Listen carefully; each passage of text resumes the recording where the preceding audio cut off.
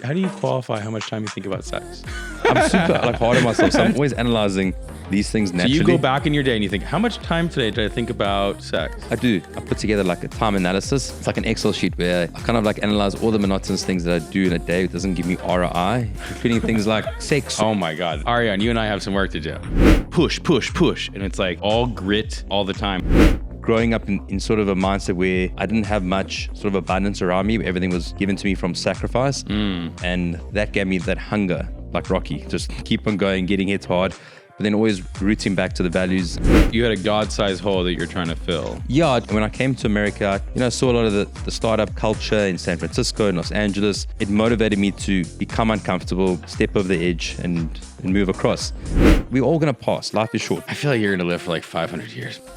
Is it even healthy to think about becoming a billionaire? I don't know. But you want it. Yes, 100%.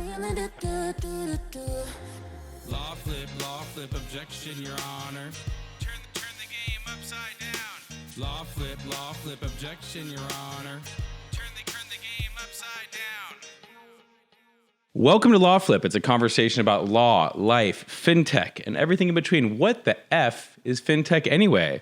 I'm Benji Smith. This gentleman has grit. He's a fintech entrepreneur. His mission is to enable the world to be more financially enabled and stress less. That sounds good to me.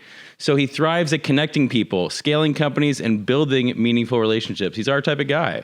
What advice does he have for us to all bring our business and our life towards the direction that he's bringing his to? So, excited to have the powerful Alex Simpson on Law Flip. Let's flip the game upside down. Don't forget to follow us everywhere on social media at Law Flip and subscribe and call us and subscribe at YouTube at Law Flip, and our phone number for any legal questions, 1-833-LAW FLIP. So welcome, Alex. Thank you. Alex, tell us, where are you from? I'm from South Africa. South Africa. We couldn't tell by the accent. Okay, so tell us about the childhood. Childhood, well, super Get straight into it. Let's go straight to the childhood trauma. Straight into it. So, grew up with a single mom. So, grew up in a very close household. My mom was a single child, and probably my strongest mentor as my life developed, sacrificing everything for me to get to the best school, grow up in the best environment I can. So, very close to my mom, who's the absolute queen of my life. And she literally gave me everything that I needed to get the foundation going in terms of values, in terms of just the skills that I needed to learn. And everything that she taught me was always about people, giving with a good heart and doing things with a good value, with good values, and keeping a good name. Those were the foundation in terms of how I grew up. So very privileged in terms of how I was raised. And I think growing up in sort of a mindset where I didn't have much sort of abundance around me, everything was given to me from sacrifice. I saw the amount of like wealth and things that were around me growing up, and that gave me that hunger to kind of pay back my mom in terms of what she sacrificed. Nothing was ever given to me or shown to me from a place of guilt. Although between seeing how my mom worked or watching too much Dragon Ball Z at a young age, I was very driven to kind of just succeed and be self-sufficient.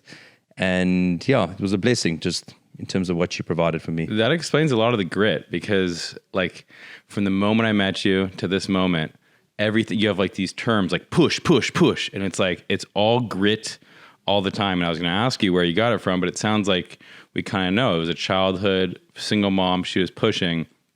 So take us through then. What, high school? You're in South Africa. Yeah. You're what? You're 28 now? 29. Wow. So how do you get to America? What's the story? A wonderful upbringing in South Africa.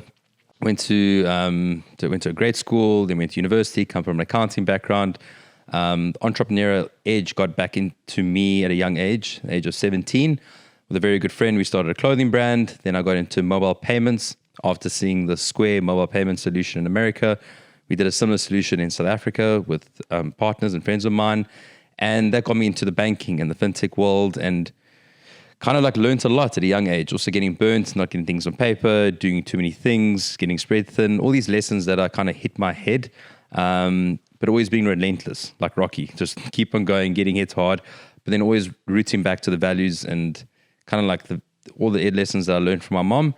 And over the years, I had a blessing of an upbringing and a community in South Africa.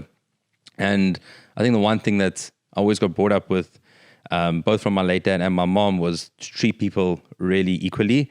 and to do everything from a place of love. So I had the fortune of being across multiple cultures and religions. So I had friends that were Muslim, Jewish, black, had a lot of gay friends, and it was amazing because it like gave me such an abundance of experiences and lessons, and it gave me such an appreciation for the human being as a person, not being identifying them with so many different elements. And that was great. And when I got to a stage where I was a little bit complacent in South Africa. My ego was exceptionally high personally, and I wasn't growing. And I was constantly seeking. I was constantly searching, which was great. But I had like a big gap of like, there was a big emptiness. And when I came to America, You had a God-sized hole that you're trying to fill.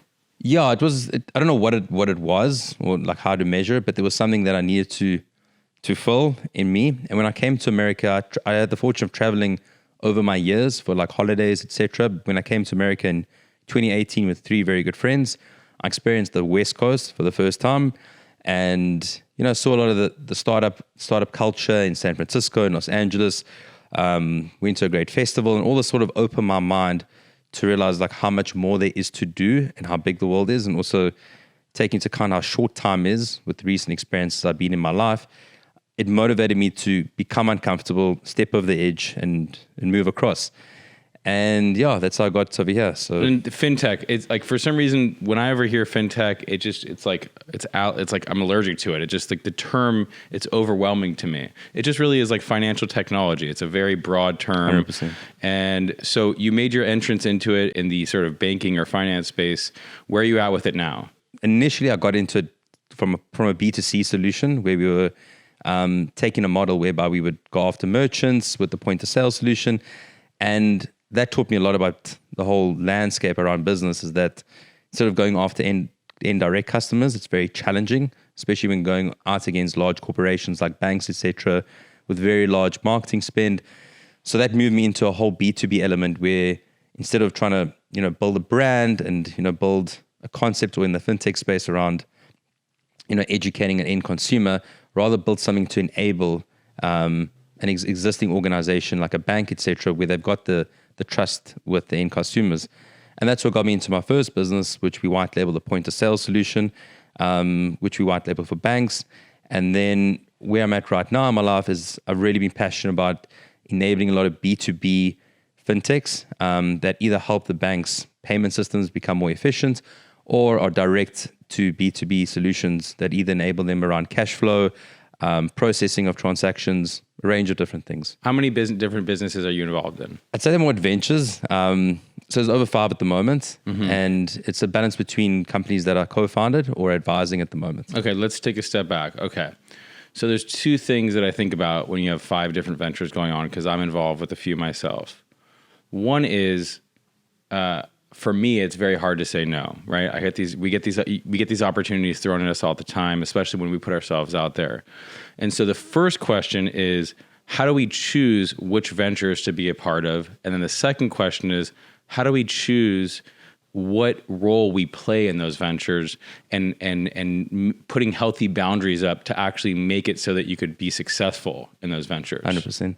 So the truth is, there's still a lot that I'm learning at my age, even though I'm an old soul and I've dived into the deep end. It's easier to say no, but it's very difficult for me to not see something through. I think that's just the thing that I've had in my life, which is not a good thing and not a bad thing, but it's a tendency I have in my life. And I think that stems from a place of being let down at a very young age. So trying to fulfill my commitment personally in things and also not letting down my peers or who I start things with is very important to me. And also I think instead of focusing on the businesses, I've already identified what I'm good at and what I'm most passionate about. And I'm not an operator. That's not really my core. My core competency is in the incubation space, getting the idea going, bringing the right people to the table, and then really stepping forward and helping from the business development side as I enjoy people, I enjoy connecting to people. And that's where I've pivoted my role and manage expectations. And it's such an interesting, that's such a good thing that you've been able to identify. I'm not an operator. How do you actually go about avoiding getting sucked into the operations? Because so much of every venture is actually executing it, actually 100%. Operating it, right? The idea is the idea, the execution is the execution. How do you draw that line? How do you not get sucked into the quote unquote operations all the time? So I do get drawn in to the stage where you have to lead by example.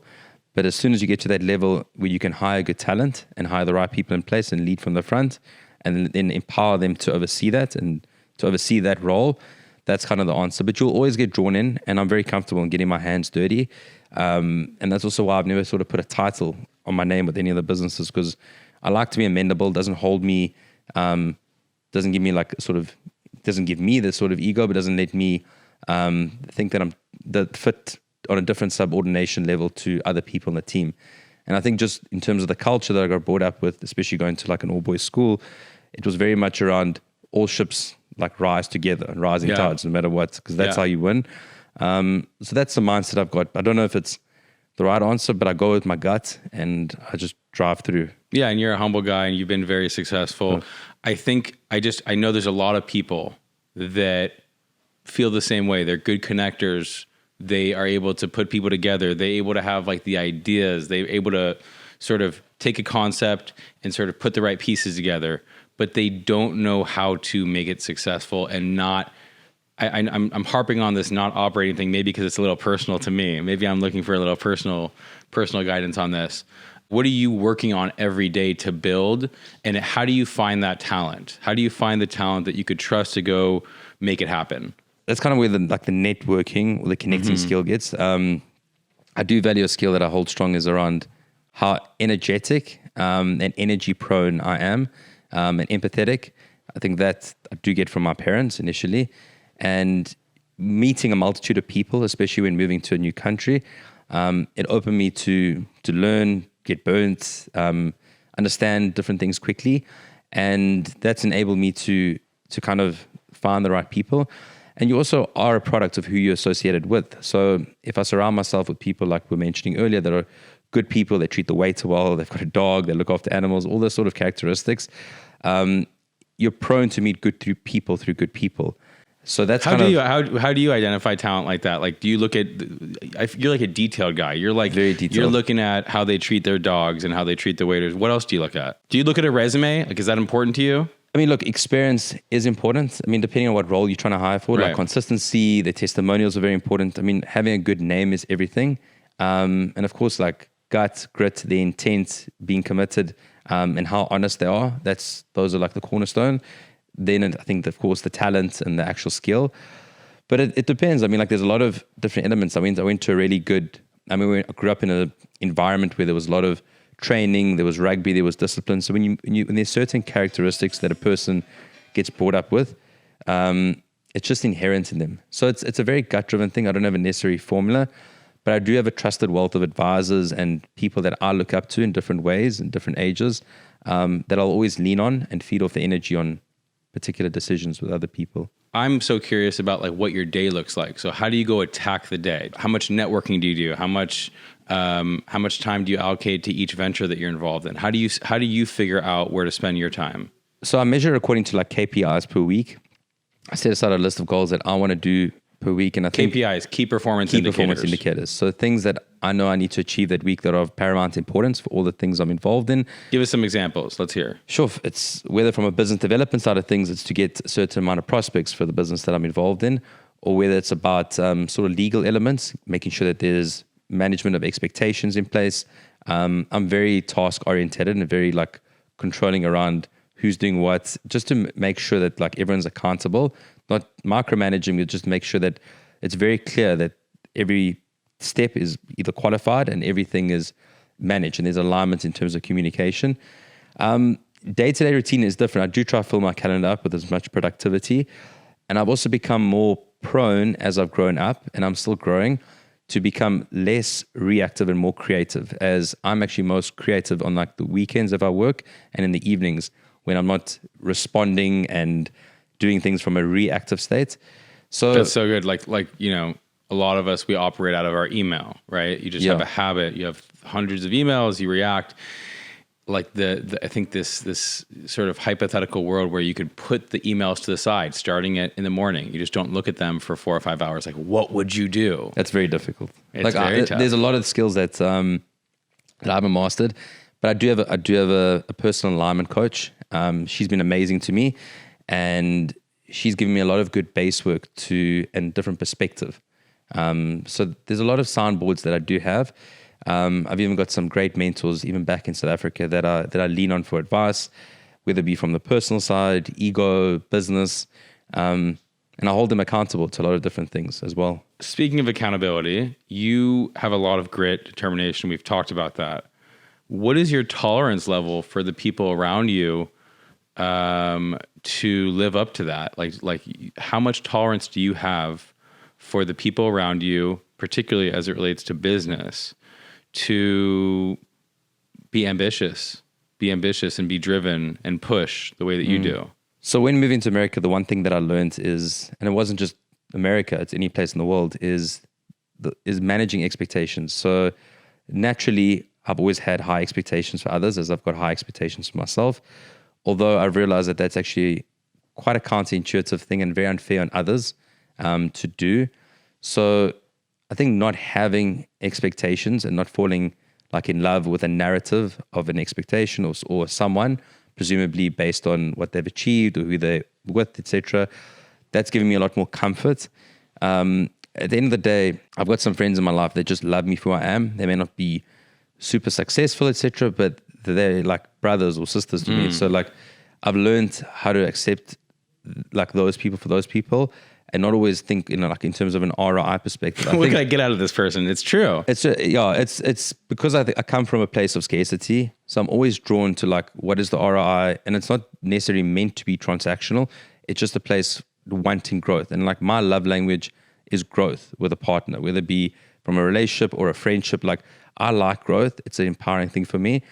But I've also learned everyone grows at their own pace. Like I've got some You're like friends. an authentic version of this like ball of self-help classes. Like you're like I feel like you actually embody it, but you could tell how much work you've put into yourself. Appreciate That's self-care, right? You've taken care of yourself. How have you committed and actually followed through on that? Because coming from a place of scarcity, you could also fall into the habit of like being desperate to just make things happen and not necessarily do like the self-care work. Yeah. How have you allocated that time? Especially like for lawyers and professionals out there who just can't do it. They've never been able to figure out how to make that time because like, I got to make money right now. Yeah. I think being very retrospective in terms of my life, like whenever I've looked back at what I achieved when I was in a stress mode or when I was in a reactive mode, and always reflecting back, that's enabled me to realize how much more power there is if you look within, instead of always seeking externally. And I've also been through a lot of different areas in my life where I was achieving so many good things from like a material perspective or from lust or things like that, but I was always empty. I was always seeking more.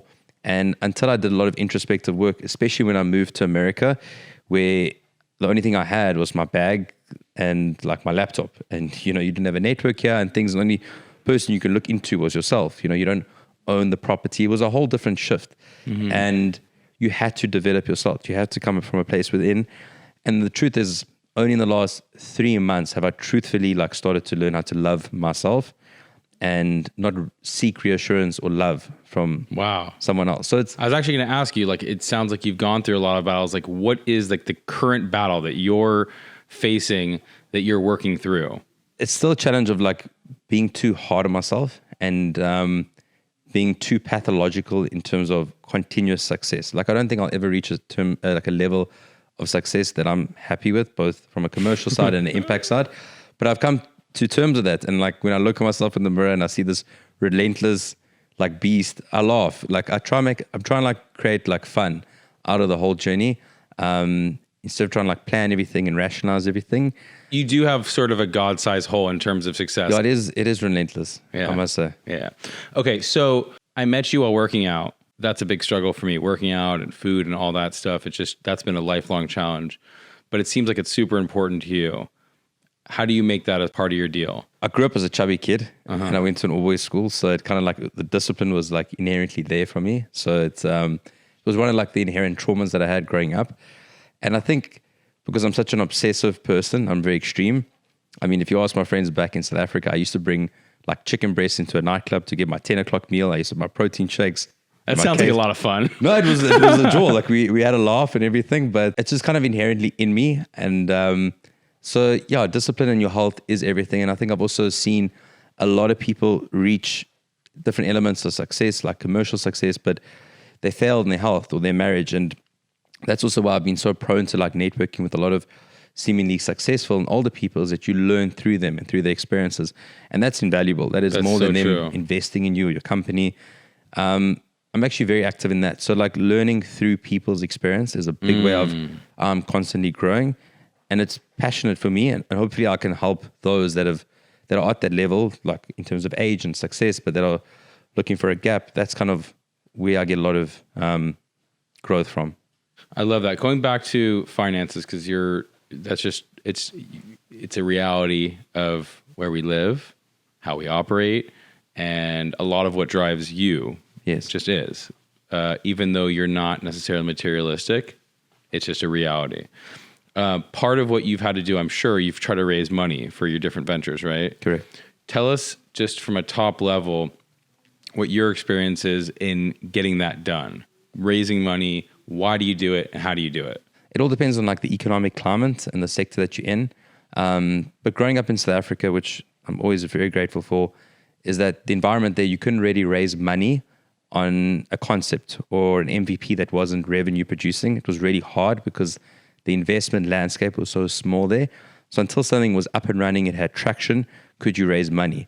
And because the market, the total addressable market was so small in various sectors, it kind of like pushed every entrepreneur in every facet to really drive to be the best of their sort of monopoly.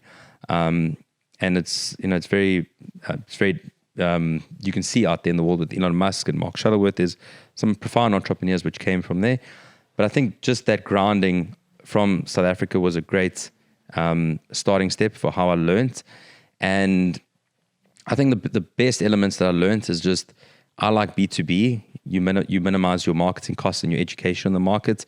Looking at different models that have worked in different economies with similar sort of market scapes, and the same way you could enter them. I definitely think that getting a business model proven by getting customer consent or letters of intent, especially in the B2B space, that gives a lot of validation. Getting a board of advisors with gray hair per se, or people with experience and very good names, both on a value perspective and a business perspective, those are key. But there's a certain checklist you can go through, but I definitely think sales is like number one for the concept. It gives a team confidence, and then you can worry about all other things, like for instance, the name, the UI, but selling the solution where there's a hole, I think that's pivotal. And then building like the experience and the wisdom around that. After that, I think you've got you're off to the finish line. That is good stuff. Okay, so could you help us with some like daily habits hacks? I know you got them. The one thing that I've done, and I'm still a victim of it, is I've put together like a time analysis. It's like an Excel sheet where I've kind of like analyzed all the monotonous things that I do in a day. It doesn't give me ROI, including things like social media, like even thinking of like sex, or any things that's like redundant in the life, or networking for the sake of networking without a proper purpose, or doing tasks that can be outsourced. How do you qualify how much time you think about sex? I don't know. I don't know if it's a a tough human one, thing. I know. We're all human, but like lust and all that, like falls know. or like fantasizing over things. But you have to be cognizant of that. Like you're like sitting at, okay, so I'm thinking about lust and sex. I'm super like hard on myself, so I'm always analyzing these things naturally. So you go back in your day and you think, how much time today did I think about sex? I do. Oh my God, this is amazing. I'm very critical of myself. Ariane, you and I have some work to do. But it's interesting. Do you know what I mean? And then you could think Yeah. where you could position that time elsewhere. Oh my God. You'd get like This is mind blowing. bigger ROI on happiness or fulfillment on someone else, or I don't know. Everyone works differently, but This is amazing. the nice thing, I also put my sort of like roadmap and like analysis on a framework.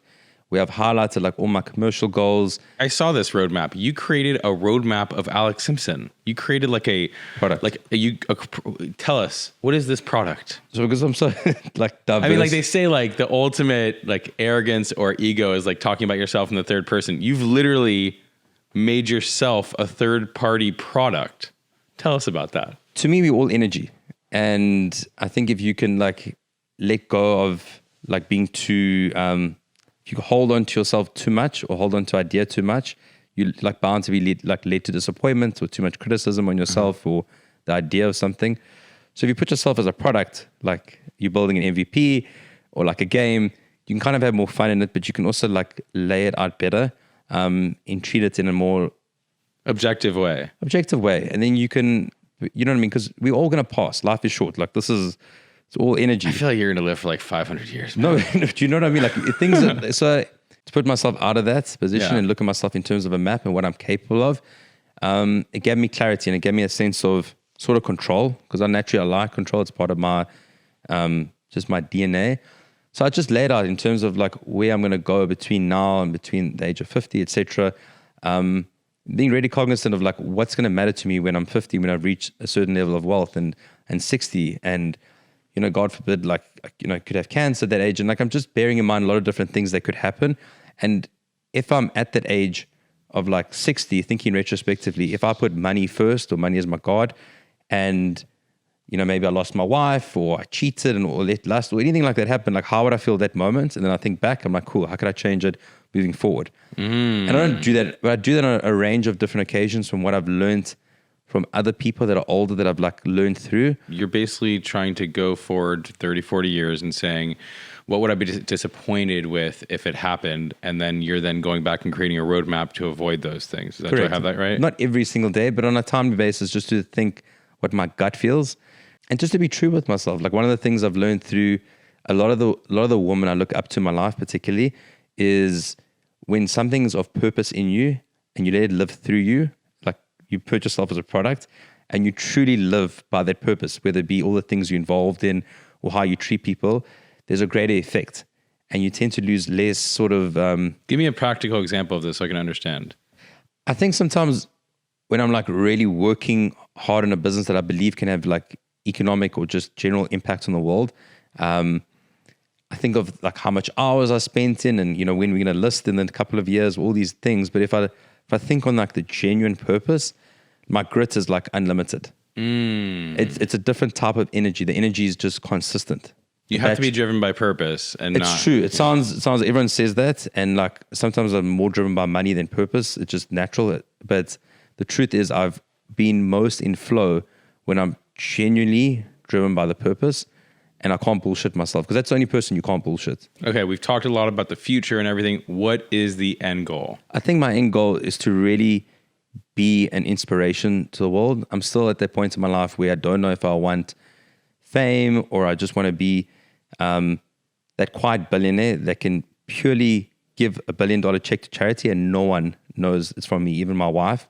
That's a level of self-actualization and egolessness I'd love to get to. It's hard. It's hard. If you ask me would I do that now, no chance. I'll be honest, but I aspire to get to that level. Is it even healthy to think about becoming a billionaire? Is that even a healthy thing?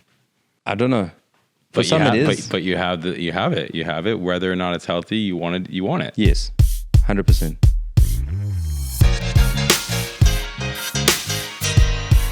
Legal tip of the month, sponsored by Smith and Benowitz. It's an employment, personal injury, and class action law firm. It's actually my law firm, and we work right here.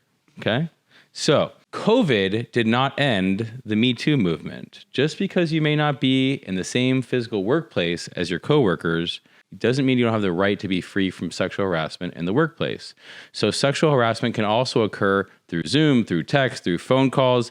It's possible to happen. It does happen. We get calls about it all the time. But just because you're not there in person does not mean that sexual harassment can't take place. It could happen virtually in many different ways. Call us for guidance if you believe you're experiencing it. 1-833-LAW-FLIP.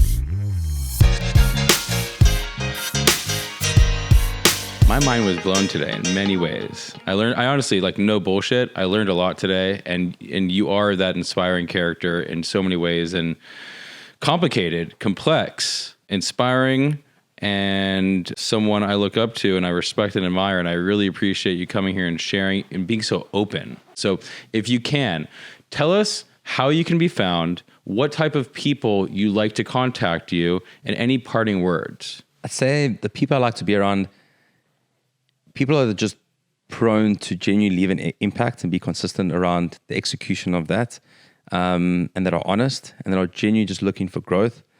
I think that's the people I resonate with the most. I'd say parting words is just make sure you can look in the mirror each night and be truly content and proud. Like, I think that is the key. And if it isn't, like, really dig deep as to why it isn't. And I do promote speaking to others and being more vulnerable. And I think the best people or the best moments I've had in my life is when I've been the most vulnerable, whether it be financially or whether it be about like weight or anything like that. The truest people have been there, and you'll be surprised as to like how open others will be when you are vulnerable. And that's, I think that's... Yeah, that is amazing stuff. And where can we find you? LinkedIn. I'm not big on social media, not too big, but I think... Or like, do you want people to email you if they're inspired and they really want to connect with you? Yeah, email is perfect. It's alex@bizpay.com. Thank you, Alex. I appreciate it. Thank you. We will see you next month, Law Flip. Thank you so much. Law flip, objection, Your Honor. Turn the game upside down. Law flip, objection, Your Honor. Turn the game upside down. Connect with us on Instagram. We're at LawFlip. If you have any legal issues, connect with us at Smith Benowitz or smithbenowitz.com. LawFlip is produced by Blue Crescent Media. You can learn more about BCM at bluecrescentmedia.com. Our intro music is provided by Penn Practice, and our LawFlip identity was created by Garrett Whiston and Travis Nagel. And lastly, this podcast is made available by Smith & Benowitz for educational and entertainment purposes only. By listening to this podcast, you understand that no attorney-client relationship is being formed between you and Smith & Benowitz or any of its attorneys. This podcast should not be used as a substitute for competent legal advice from a licensed professional attorney in your state. To the extent this podcast may be considered an advertisement, Benjamin Smith is the attorney responsible for this advertisement. Thank you.